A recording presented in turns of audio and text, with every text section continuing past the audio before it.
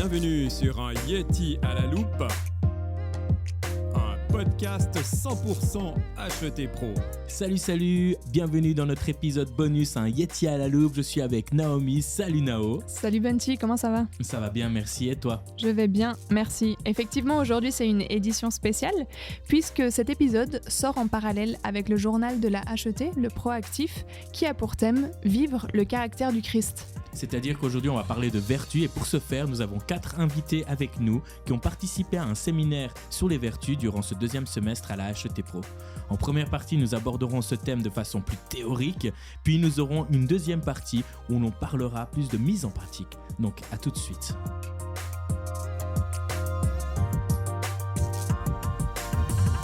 Bonjour à tous. Bonjour. Bonjour Bunty. Bienvenue sur un Yeti à la loupe, c'est notre premier épisode bonus et on est ravis de partager ça avec vous. Merci d'avoir accepté notre invitation à passer à la loupe un Yeti coriace qui concerne le savoir-être. On va parler des vertus. Les vertus, c'est le sujet qui a été choisi par le Proactif, c'est le journal de la HET Pro. Donc si vous ne le recevez pas à la maison, vous pouvez le retrouver sur www.hetpro.ch. Et pour cela, nous avons avec nous Michael Gonin, professeur à la HET, et tu t'intéresses spécialement à des questions d'éthique, c'est juste ? Exactement, oui. Les questions d'éthique et tout ce qui touche aussi au sens du travail et le lien avec la société. Super. Nous sommes aussi avec Robin Rive, qui est professeur d'Ancien Testament et d'Hébreu. C'est cela, juste. oui. Tu enseignes autre chose ? Oui, quelques petites branches sur la spiritualité, dans le monde spirituel en particulier, et puis voilà, aussi la question du Saint-Esprit, la pneumatologie, pour prendre un terme barbare. On le prendra peut-être dans un prochain. Pour un prochain sujet, oui. Océane, bonjour. Bonjour. Toi, tu es étudiante en 2e année. Exactement. Et en orientation missiologie. Oui. Donc, une orientation parmi les 3 proposées à la HET Pro. Michael, et cette fois, c'est Michael qui crée. Exact. Tu es aussi étudiant en 2e année. Oui. Et tu as pris l'orientation EBT. Exactement. C'est quoi EBT ? Études bibliques et théologiques. Voilà. C'est le test. Pour savoir ce que tu fais vraiment. Exactement. Merci tous les 4 de participer à ce podcast. Et vous participez aussi, entre autres, à un séminaire avec d'autres professeurs et d'autres élèves, un séminaire sur le thème des vertus. Pourquoi ce séminaire ? Il y a 2 raisons en fait qui ont poussé un peu dans ce sens. D'une part, une réflexion qu'on avait au sein du colloque des enseignants, on réfléchissait à ça. On avait aussi des retours des maîtres de stage qui parlaient de l'importance du savoir-être dans les stages. Et puis, une petite anecdote qui m'a lancé moi là-dessus, c'était que je donnais un cours à des gens dans le domaine des soins, des infirmiers, des médecins, physiothérapeutes, etc. Et je leur ai dit, mais je travaille aussi dans une école de théologie. Et puis, on aimerait être une école idéalement accréditée comme haute école spécialisée, et du coup, un côté académique. Et c'est difficile de mettre en avant le savoir-être. Et je crois que c'était une infirmière qui m'a dit, mais nous, on a un diplôme HES aussi, en tant qu'infirmière. Dans nos stages, les gens regardent comment est-ce qu'on se comporte face aux patients. Et si on a une attitude pas correcte face aux patients, on rate le stage. Si on rate le stage, on rate nos études. Donc, en fait, c'est fondamental, cette question du savoir-être.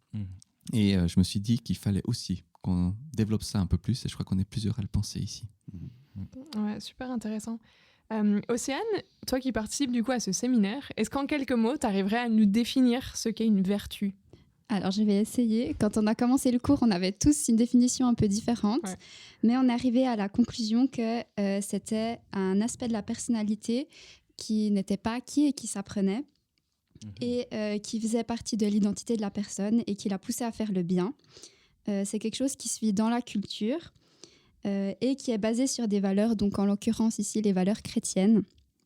Et on part du principe que ces vertus trouvent leur fondement dans la personnalité de Dieu. Et donc, pour le croyant, c'est le Saint-Esprit qui œuvre à travers lui. Okay, donc cette mise en route aussi du croyant pour vivre le caractère du Christ, c'est d'ailleurs aussi le titre du Proactif. En quoi, pour toi, ces éléments sont importants dans ce que tu étudies ? Comme tu viens de le dire, je pense le fait de rechercher à ressembler le plus possible au Christ, ça fait partie des fondements de la vie de chrétien. Et puis vraiment de vivre avec l'esprit et de le laisser nous transformer de l'intérieur. Très bien. Donc c'est un séminaire où c'est des professeurs qui collaborent avec des étudiants. Et donc Robin, j'ai cette question pour toi. Vous êtes quand même les professeurs des spécialistes dans vos domaines, dans le domaine biblique notamment. Dans quelle mesure ça reste un challenge de se confronter à ces vertus? Et qu'est-ce que ça apporte au corps professoral, ce genre de séminaire? Alors, on est des spécialistes, mais en même temps, on est des découvreurs. Cette question des vertus, notamment dans nos milieux protestants et évangéliques, ne sont pas forcément... ce n'est pas un sujet qui a été très exploité. Okay. Donc, on a découvert ensemble, avec nos différents apports. Je dirais, la spécialisation que nous avons, c'est plutôt dans la méthode, dans la manière de travailler. Mais le sujet était neuf. Donc, c'était très, très stimulant. Puis, bien sûr, en tant que professeur de Bible, la Bible qui présente Dieu comme un Dieu d'amour, etc. La notion de la vertu, de la transformation de la personne traverse le texte et donc c'est un vrai challenge.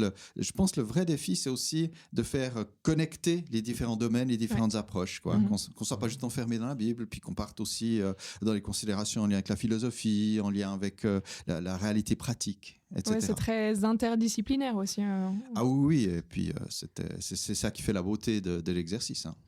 Est-ce que vous auriez tendance à dire que c'est un sujet qui revient à la mode un petit peu aussi dans les églises, dans la société, ces vertus? C'est en effet quelque chose qui se voit dans d'autres domaines, en philosophie, qui se voit dans le changement de la société. Peut-être un désir de retourner un peu plus aussi à soi-même et pas juste suivre des règles, mais aussi avoir ce désir en soi de la suivre, la règle. Ok. Mais du coup, dans quelle mesure vous considérez que vous avez un rôle d'exemple en tant que professeur? Donc, je m'adresse à vous, les professeurs, et peut-être en tant que, alors j'allais dire pasteur, vous avez peut-être été pasteur, Robin, je crois que tu as été pasteur, mais vous êtes actif, en tout cas, membre actif dans vos églises, vous avez des responsabilités. Comment vous considérez-vous comme rôle d'exemple? J'ose y aller? Vas-y. Personnellement, c'est un sujet qui vient. Des fois, les gens vous lancent à la figure. Tu devrais être un modèle du troupeau. Donc, c'est pas toujours très simple. Personnellement, je trouve que l'essence du modèle, c'est la grâce. Nous sommes des personnes en route. Et nous devons donner un exemple de personnes en route. Parce que c'est vrai qu'on se donne l'exemple du Christ dans sa perfection, qu'on essaie d'imiter. Le danger, ce serait d'être dans une sorte de perfectionnisme un peu désespérant ou alors illusoire. Donc, exemple de grâce, et je dirais, j'espère, ça c'est vous qui le savez, les étudiants, aussi une forme de mobilité, de disponibilité, d'humilité. Alors, je ne peux pas être fier de mon humilité, mais c'est dire jusqu'à quel point on est prêt à recevoir les uns des autres. Voilà, ça c'est un élément essentiel, avec bien sûr le Christ comme objectif. Et je dirais, on doit être un panneau indicateur. On n'est pas le Christ, mais on peut espérer que dans notre vie, il y a un petit peu de son empreinte qui s'exprime. Ouais. J'aime beaucoup l'image du panneau indicateur. Et ça semble assez réel, ce qu'on vit à l'EHET. Michael Kicré, du coup, il me semble que toi, tu veux devenir pasteur. J'ai déjà entendu ça de ta bouche. Hein. C'est possible. Ouais, c'est possible. C'est quoi là où les deux vertus, on va dire deux vertus essentielles d'un pasteur, et pourquoi tu aurais choisi celle-là? Moi, je rejoins Robin sur l'humilité, qui pour moi est fondamentale dans le sens où c'est toujours Christ qui bâtit son église, et ensuite, il n'y a pas de niveau différent, on est tous à la même page, je ne sais pas si ça se dit. Et puis, en tant que pasteur, des fois, on a cette appel, on a des fois tendance à être sur scène ou être vu, ou avoir un service qui est vu, plus visible que d'autres. Et du coup, on doit vraiment être au clair sur le fait que on est juste là pour que les gens regardent à Christ et jamais à nous. On est là, on offre notre personne, mais on est là, dans ce service et aussi dans cette enseignabilité pour toujours grandir, toujours apprendre, qui pour moi est hyper importante. Et la deuxième que je choisirais, c'est le courage. Parce que je crois qu'on est dans un monde qui bouge et qu'en tant que pasteur, on doit faire face à beaucoup de défis, ou justement dans cet aspect aussi d'exemplarité, où les gens vont peut-être venir pour parler de leurs soucis, etc. Et puis pour moi, ça demande de se positionner, et puis même si l'objectif c'est d'amener les gens à regarder à Christ, il y a toujours à faire face aux gens, et je crois que pour ça il faut du courage. Et voilà. Ok, intéressant. Parce qu'en fait, aussi dans ce séminaire, vous travaillez sur une liste de vertus qui a été choisi, qui a été discuté. Est-ce que vous pouvez, peut-être Océane, Michael, nous expliquer comment ces vertus ont été choisies et est-ce que d'après vous, c'est un choix objectif ? Toujours un peu tendu l'objectivité avec ce genre de choses. Océane, tu veux commencer ?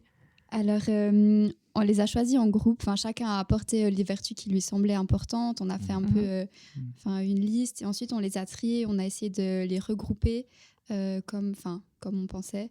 On a enlevé les grandes vertus comme l'amour, par exemple, parce qu'on trouvait que ça englobait un peu tout. Enfin, c'est en même temps les plus importantes et en même temps, c'est tellement large qu'on peut un peu tout mettre dessous. Donc, voilà. Et après, au niveau de l'objectivité... c'est quelque chose d'assez subjectif, les vertus, je trouve. On les vit tous différemment en fonction d'où on vient, de notre culture et comme ça. Et je trouve difficile de se dire « Ah, nous, on a été objectifs ». Je pense que le fait d'avoir été en groupe, ça permet de pouvoir avoir le point de vue d'autres personnes, de peut-être voir d'autres facettes de certaines vertus que tout seul, on n'imagine pas forcément. Après, objectif, je ne pense pas, mais... Et parce que, en fait, ces vertus, tu dis, vous avez chacun apporté un peu votre part. Vous avez eu un cours avant sur des vertus, vous en avez discuté entre vous, ou c'est vraiment chacun qui est venu avec son opinion et qui l'a présentée ? Moi, comme je l'ai vu, on a eu d'abord une introduction où on a posé le fondement du sujet avec les différents profs, etc. Après, on a eu cette liste justement, et puis là, chacun est venu un peu avec son expérience, avec son vécu, avec sa connaissance ou sa perception de la vertu. Et à partir de là, on a pu construire quelque chose, faire des groupes, etc., mettre des titres. Et du coup, c'était un travail de groupe, je dirais, quand même. Et vous parlez de ces titres que vous avez mis, c'était quoi un peu les titres, du coup, qui revenaient ? Il y avait la sagesse, l'humilité, la maîtrise de soi, la loyauté, Ubuntu. Ubuntu. Et puis... Ça pourrait être un prochain sujet, ça aussi. On demandera quelques précisions. Ou un titre d'un album. Et je crois qu'il y avait encore dévoué à l'autre, sauf erreur. Et après, on a regroupé toutes les autres vertus dans ces titres-là. Et on a essayé quand même de cibler. C'était pas possible de tout analyser de toute façon, mais voilà. Donc c'est un peu regroupé vertus intellectuelles. Oui. Relationnelles. Vertus pratiques. Et communautaires. Voilà. Juste un petit mot sur l'Ubuntu, parce que ça éveille la curiosité quand même. L'Ubuntu, c'était cette réflexion, notion plus africaine, de le fait que je fais partie d'une communauté, que je me construis mon identité au sein d'une communauté. Je ne peux pas exister tout seul.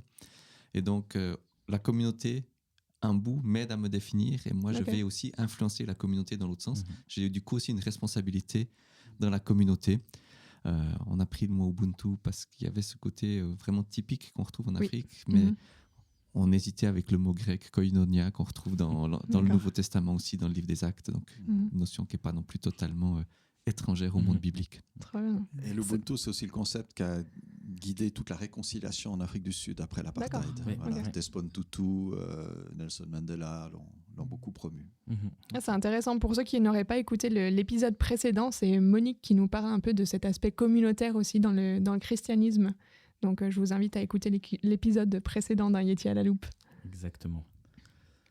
Dans la deuxième partie de notre podcast aujourd'hui, on va parler plus de la pratique sur le savoir-être ici à la HET. Mais comment on prend ça en compte dans l'organisation académique ? Alors là, je m'adresse plus à toi, Michael. Est-ce que c'est une vocation de haute école de théologie de former un savoir-être, de se former au savoir-être ? Une haute école spécialisée cherche à préparer les gens à un métier. Et comme je l'ai donné avant avec l'exemple des infirmiers, le comportement que j'ai dans le cadre de mon travail fait partie de l'apprentissage du métier. Je crois que c'est vrai pour tous les métiers.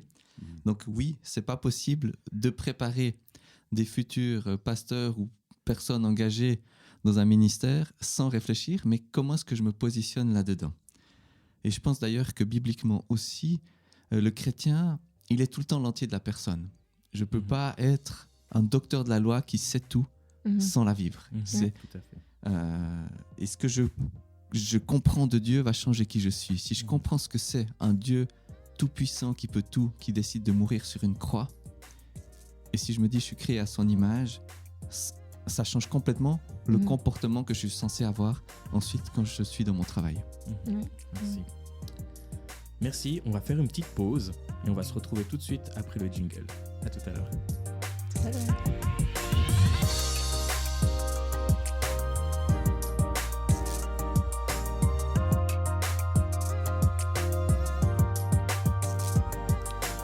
Deuxième partie de ce podcast, édition bonus. On parle de vivre le caractère du Christ avec Océane, Michael, Robin et Michael.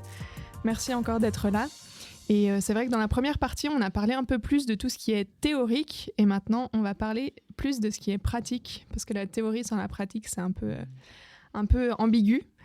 Et à la HET, on a notamment des tutorats qui sont mis en place. Et première question pour toi, Robin, tu es tuteur d'un certain groupe d'élèves. Comment ça se passe ? C'est quoi l'idée derrière le tutorat ? Alors l'idée, c'est un accompagnement personnalisé de chaque étudiant dont on a la charge, un accompagnement à son écoute. L'étudiant, sur plusieurs plans, fait des autodiagnostics sur le plan professionnel, sur le plan personnel, etc. Et on travaille avec lui. On se donne aussi des objectifs que lui définit, qu'on définit dans le dialogue aussi, dans le retour, parce qu'en regardant ces diagnostics, bien sûr, en tant qu'accompagnant, on est là aussi pour donner peut-être un autre son de cloche, essayer de trouver avec lui. Et ce qui est très important, c'est que c'est vraiment, je dirais, taillé à la mesure de l'étudiant. Il va se donner des objectifs dans le cadre de sa formation qui correspondent à des points qu'il veut développer. Donc, ça peut être personnel, professionnel, académique, vocation, etc. Et ça s'organise sur plusieurs rendez-vous d'une heure à peu près d'entretien, chaque fois sur des sujets différents. On se permet aussi, par moment, de laisser l'étudiant qui peut venir avoir des questions, des défis, etc. Donc, on n'est pas dans un système rigide. Ce n'est pas non plus un système de formatage de la personne, mais bien sûr que par rapport à son engagement de vie, son engagement professionnel, il y a certains impératifs, certains besoins qu'il va ressentir lui-même, repérer, etc. Voilà. Et donc, il y a un lien direct avec le savoir-être, cette formation au savoir-être ? Alors absolument, puisque finalement, la manière dont je m'engage dans la vie, ou en lien avec ma vocation, c'est un lien très fort avec comment je ressens les choses, comment je réagis, comment je me comporte. Et ça va au-delà d'ailleurs de simplement le comportement. Ça peut être le regard sur soi-même, la manière de se construire, la manière de dépasser. Ouais. Alors soyons clairs, ce n'est pas de l'accompagnement psychothérapeutique, par exemple. Il y a une aumônerie et nous ne faisons pas cela. Mais c'est vraiment en lien, vraiment avec le projet de formation globale. On a parlé tout à l'heure, je crois que l'être humain est une totalité. On ne prend pas juste un petit bout, Michael Godin l'a dit, nous sommes un tout. Et l'idée, c'est que ces éléments de notre être, l'intellect, l'affect, etc., soient en harmonie. Océane, comment se traduit pour toi une formation au savoir-être dans tes études ou comment ces tutorats t'accompagnent ? Alors, dans mes études, de manière concrète, je dirais ça a été beaucoup à travers des stages quand même, où j'ai pu travailler mon savoir-être, me rendre compte aussi de ma manière d'interagir avec les gens, peut-être dans un futur métier aussi. Ça a été assez riche pour moi. Et puis sinon aussi beaucoup dans l'échange avec les autres étudiants, notamment chez les internes où du coup on vit en communauté, donc ça travaille beaucoup de choses, ça permet d'apprendre les uns des autres aussi. Et ça, j'ai trouvé très très riche. Et le tutorat, alors pour ma part, on a convenu avec mon référent qu'on se rencontrait quand moi j'en avais besoin. Et du coup, voilà, c'est vraiment adapté aussi à mes demandes à moi. Et en plus de ça, comme Robin l'a dit avant, il y a l'aumônerie qui permet de traiter peut-être certains sujets plus en profondeur et puis d'aller voir vraiment au fond des choses, je dirais. Vous pouvez prendre rendez-vous avec un aumônier. Ouais. Comme ça, très, très bien. Super. Et en tant qu'école qui forme des pasteurs, mais pas seulement, on est d'accord, comment on fait le lien école, église, vie par rapport à ce savoir-être ? Comment ça s'évalue au final, Michael ? Alors, de nouveau, si on part de l'idée qu'on est une personne plus ou moins cohérente et qu'on essaie d'avoir la même identité au travers de notre vie, elle évolue, elle change, mais je reste qui je suis, ça veut aussi dire que ce que j'apprends à l'école va me servir pour ma vie privée et ma vie professionnelle. Et souvent, si je ne suis pas capable de me comporter d'une certaine manière à l'école, c'est aussi probable que je ne le fasse pas plus tard dans mon travail. Donc, moi, je crois qu'il y a cette cohérence et il y a des choses que je développe, il y a des habitudes que je prends dans mes études qui vont changer aussi ou qui vont rester plus tard dans ma vie professionnelle. Donc, c'est cette approche un peu holistique où on essaye de mettre les choses ensemble. Non pas tellement dire on prend justement une vertu et tout le monde doit travailler à la même vertu cette année, mais de se dire on est tous en route. Et nous, profs, nous sommes en route. Nos vies ne sont pas parfaites. Nous ne sommes pas arrivés au bout de la course. Et puis, on chemine. Et puis, on a nous aussi les personnes qui nous accompagnent dans nos cheminements.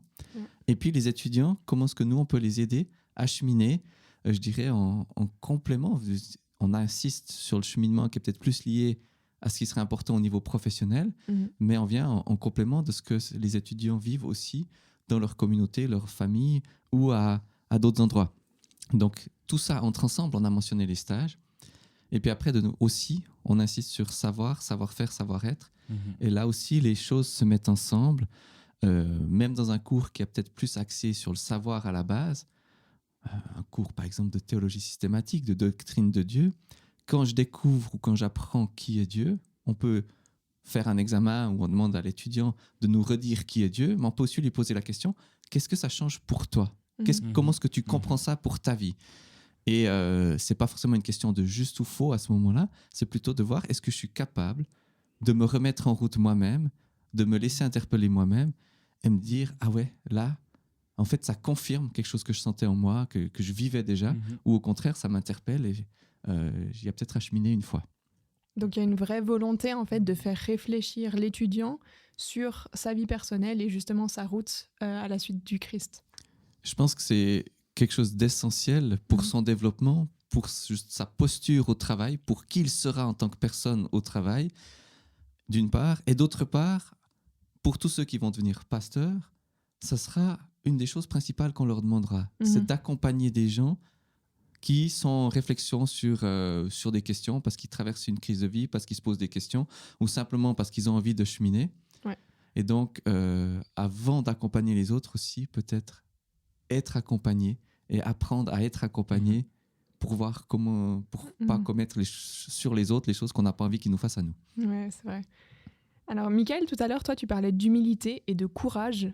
Est-ce que tu aurais un exemple concret de comment ce que tu apprends aussi par rapport aux vertus, comment ça se vit dans ta vie d'étudiant, mais aussi dans ta vie d'église et donc dans ta communauté? Oui. Alors personnellement, c'est un peu pour rejoindre ce que Michael a dit, mais c'est ce travail intérieur de se rendre compte de l'impact de mes paroles chez les autres surtout. Et du coup, l'exemple concret que j'ai, c'est surtout dans mon application à l'église où je suis... où j'ai quelques responsabilités au niveau de la louange. Et c'est vrai que voilà, quand on apporte un encouragement ou un conseil, etc., de voir l'effet que ça fait dans les personnes qu'on a en face de nous. Ouais. Personnellement, ça me permet de voir, ok, là, ça a créé une frustration ou ça a créé de la joie ou de l'encouragement. Et ça me permet de me remettre en question par rapport à mon humilité. Et aussi, j'arrive à voir si peut-être ce que j'ai amené, ça a eu suffisamment de courage ou pas. Enfin, est-ce que j'ai su faire face à la situation ou pas. Et du coup, mais c'est surtout en lien avec le rapport que j'ai vis-à-vis des autres. Ok, ouais. Mais c'est vraiment une mise en pratique aussi de ce à quoi tu réfléchis ici. Oui, exactement. Ok. Alors, ça fait un moment qu'on parle de savoir-être, de vertu. Et finalement, je m'adresse un peu plus aux biblistes. Quel lien avec la Bible, en fait, toutes ces vertus dont on parle? En fait, Dieu tel qu'il est présenté dans la Bible est profondément... touché ou marqué par la dimension morale et relationnelle. Tout est relation en Dieu. Donc le Dieu présenté par la Bible n'est pas, par exemple, une énergie impersonnelle. C'est pas simplement le Dieu des philosophes sur lesquels on disserte quant à son éternité ou je ne sais pas, quant à ses limites ou son côté illimité, tout ça. Non, Dieu est amour. Il se révèle avec des... Il se met en contact avec nous qui sommes fabriqués à son image et aussi appelés à l'imiter, pas bien sûr dans ses attributs divins, mais il y a des attributs communicables, voilà, la fidélité, la justice, l'amour, la bonté, qui traversent tout le texte biblique. Cette parfois malheureux. Les gens lisent la Bible comme parfois un simple manuel de morale. Ouais. C'est catastrophique parce que c'est pas juste des règles morales, la Bible. C'est d'abord une question de relation. Et d'ailleurs, la loi de Dieu, l'obéissance à la loi, elle est impossible comme ça. Elle passe seulement par une relation personnelle avec Dieu et avec son prochain. Donc cette dimension morale fait que la question de la vertu traverse la Bible. D'ailleurs, c'est un peu le problème, c'est qu'il y a énormément de développement sur le sujet, dans les textes de sagesse, dans la Torah, dans le Nouveau Testament. On a des listes de vertus, des listes de vices aussi qui montrent le contraire, etc. Mais tout ça, en fait, la Bible est vraiment un foisonnement d'invitations, d'invitations à la transformation de la personne, d'invitations à la transformation de relations aux autres. Et nous venons tous avec nos arrière-plans, etc., nos crispations, des fois un esprit sectaire, ou bien alors un esprit totalement flou qui n'entre pas en pratique. Donc la Bible, si elle est bien lue et comprise, c'est un message, c'est un appel à entrer dans la dimension des vertus. Peut-être même c'est le sens de notre existence. Dieu est amour de toute éternité. De toute éternité, les trois personnes de la divinité vivent un amour extraordinaire et nous avons été créés pour être introduits à cette relation extraordinaire. Voilà, ce sera ma petite réponse. Parfaite réponse. Michael, juste toi, je crois que je sais que tu as travaillé sur la sagesse. Oui. Est-ce que tu as découvert de nouvelles choses dans ces recherches que tu as faites par rapport à la Bible aussi ? En tout cas, en lien aussi avec la sagesse, l'humilité, mais en fait, j'ai l'impression avec toutes les vertus, ce qui ressort vraiment, et c'est un peu le point final, je pense, de nos recherches, c'est que finalement, la personne qui a su le mieux imager ça, c'était Jésus, quand il est venu sur Terre. Et du coup, quand on lit la Bible, les évangiles, etc., et ben finalement, c'est ça qui ressort, c'est de se retourner vers Jésus et de regarder à lui qui est l'exemple parfait de toutes ces vertus. Et du coup, d'avancer en relation, comme Robin dit, de cette relation qu'on a avec lui, qui nous permet de grandir dans ces différentes vertus et du coup en sagesse, et finalement de peut-être se décentrer de soi-même, de ce qu'on pense être sage, et finalement de regarder à Jésus qui est la sagesse parfaite, et qui est un peu ce retour à ce statut de créature face au Créateur, qui nous permet vraiment de découvrir la vraie sagesse, qui nous amène à la vraie vie, etc. Donc voilà. Okay, merci. Dans ce séminaire que vous suivez tous, et même toi aussi, Nao, oui, c'est vrai. Tu nous as pas dit que tu suivais aussi ce séminaire. Vous mettez des choses en pratique ou vous avez des exercices pratiques pendant ce séminaire, Océane ? Alors, c'est plus des discussions, des réflexions qu'on a ensemble pour arriver à saisir peut-être plus concrètement qu'est-ce que sont ces vertus, comment est-ce qu'on peut les mettre en pratique. Après, c'est difficile de faire un exercice pratique sur l'humilité au sein d'un cours, par exemple. Et du coup, j'ai l'impression que c'est plus vraiment, on partage ensemble, on va définir qu'est-ce que sont ces vertus, pourquoi elles sont importantes, et puis après, c'est à chacun d'y travailler et puis de les mettre en pratique en dehors. Mais le fait d'en parler et de partager comme ça dessus, je trouve que ça pousse aussi ensuite à aller creuser après de son côté, quoi. Tout à fait. Et puis une mise en pratique qui est personnelle de toute façon. Ouais. On arrive à la fin, mais j'ai une dernière question pour toi, Michael, qui est aussi spécialiste dans les questions justement d'éthique des affaires, de sens du travail. Tu en as déjà un peu parlé tout à l'heure, mais finalement, si on a toutes les compétences techniques qu'il faut, quel est l'impact du savoir-être ?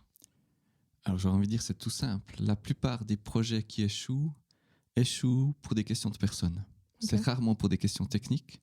C'est parce qu'il y a des gens qui n'ont pas réussi à s'entendre, il y a des gens qui n'ont pas réussi à se retirer, qui voulaient être chef à la place du chef. C'est parce qu'il y a des gens qui ont pensé qu'ils étaient capables, mais ils n'arrivaient pas à entendre qu'ils n'étaient pas capables. Ça peut être plein de raisons différentes, mais c'est souvent des raisons personnelles. Et donc, ce savoir-être pour le travail, en fait, il est fondamental. C'est ce qui permet de récupérer une séance qui part de travers parce que justement il y a eu malentendu et puis ça froisse. Donc tous ces éléments-là permettent de reconstruire une équipe, permettent d'éviter qu'un conflit, ou j'ai envie de dire d'éviter qu'un malentendu justement dégénère en conflit, voire permettre de reconstruire quand on a le conflit, permettre de se positionner sur les enjeux de pouvoir, de gloire, d'argent, voire de sexe, qui sont les domaines qui sont des grosses tentations pour la plupart des leaders et qui ont fait tomber tant de leaders. Des leaders bas, entre guillemets, des grands leaders. Qu'importe, une fois qu'on est dans ces positions-là, il y a ces risques Et c'est ce savoir-être qui me permettra d'essayer de minimiser ces risques. Ok, super intéressant. Merci beaucoup. Merci à vous 4 d'avoir partagé ce moment avec nous. J'ai encore une dernière question. C'est un cours, c'est un séminaire qui est accessible aux premières, deuxième, troisième, tout confondu? Oui, il y a des étudiants de toutes les volets. Je voudrais aussi, il faut aussi dire qu'il y aura sans doute une suite l'année prochaine. C'est ça que je voulais entendre. Ah voilà, alors peut-être Michael, tu peux mieux en parler que moi. Alors oui, c'est un séminaire surtout pour les deuxième, troisième. On a 1 ou 2 personnes de première année dedans. Et puis justement, cette année, on a pris le temps de définir ces vertus. C'est quoi? Comment est-ce qu'elles s'appliquent? Quels sont les enjeux pour nous dans notre société actuellement? Et puis l'idée, l'année prochaine, ça va être de travailler sur comment est-ce que ça s'enseigne, comment est-ce que ça s'évalue, ou justement pour pas entrer non plus dans du formatage ou du prédéfini. Et puis toi, t'es bon, toi, t'es mauvais. Mais réaliser qu'on est en route. Et sur cette idée de cheminement, est-ce qu'il y a moyen de réfléchir ensemble d'une manière qui nous permette de tous avancer? Très bien. Ça va être un autre challenge, cet enseignement, mais c'est un beau challenge. Rendez-vous à l'année prochaine. Rendez-vous à l'année prochaine. Tu vas le faire, toi, Nao? Je vais réfléchir, mais je pense que ouais. C'est intéressant, c'est très intéressant. J'encourage les auditeurs qui s'inscrivent. Mais merci beaucoup en tout cas. Oui, merci. Et pour les auditeurs également, si vous ne recevez pas encore le Proactif, n'hésitez pas à aller sur www.het-pro.ch où vous pourrez vous le procurer et en apprendre un peu plus aussi sur ses vertus. Quant à nous, on se retrouve très bientôt pour un prochain podcast et on vous dit à bientôt. À bientôt. Merci beaucoup. Bye bye. À bientôt. Merci à vous. Au revoir.